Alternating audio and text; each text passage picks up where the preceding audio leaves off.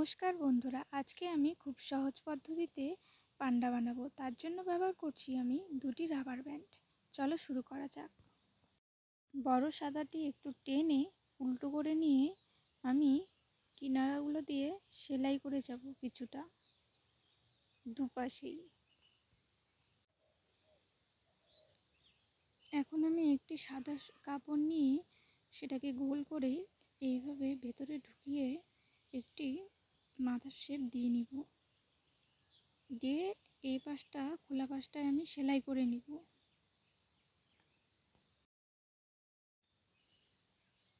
এই তো এখন আমি একটি সুতোকে ডাবল ভাঁজ করে তারপরে কিনারাটা চেপে ধরে 2-3 প্যাচ এইভাবে ঘুরিয়ে নিব।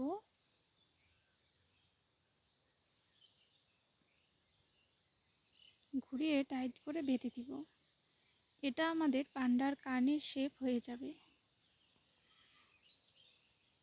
সেমভাবে ওই পাশেও আমরা এইভাবে আরেকটি কান বানিয়ে নিব। দুই পাশে কান আমাদের হয়ে গেল।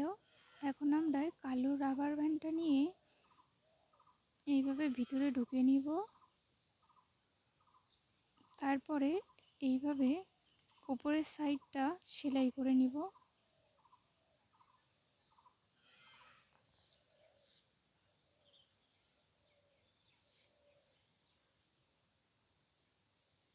এই কালোটা দিয়ে আমরা হাত বানাবো দুটো।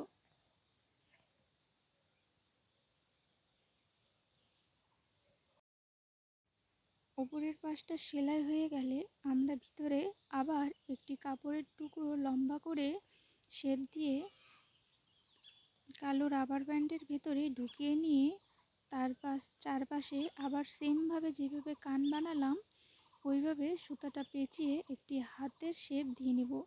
এখানে আমি সাদা সুতো ব্যবহার করেছি তোমাদের বোঝার জন্য, তোমরা এখানে কালো সুতো ব্যবহার করবে, তাহলে বোঝা যাবে না।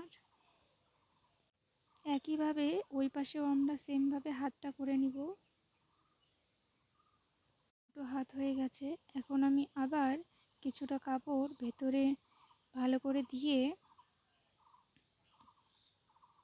দুই পাশে যে ফাঁকা ছিল ফাঁকাটা সেলাই করে নিব।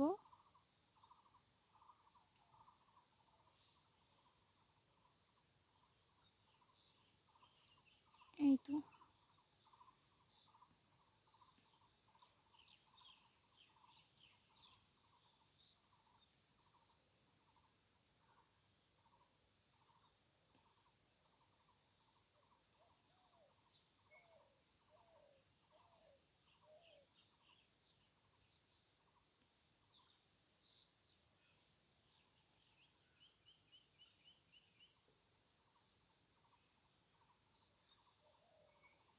এখানে আমরা এইভাবে সেলাই করে একবারে নিচে পা বানিয়ে নেব।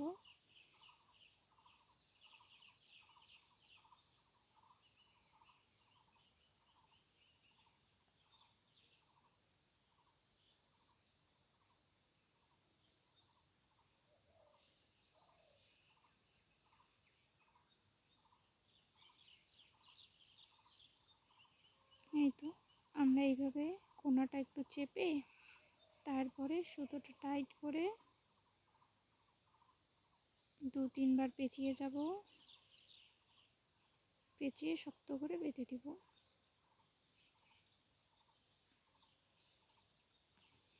সেমভাবে আমি ওই পাশের ফাঁকাটা বন্ধ করে একইভাবে পা তৈরি করে নিব।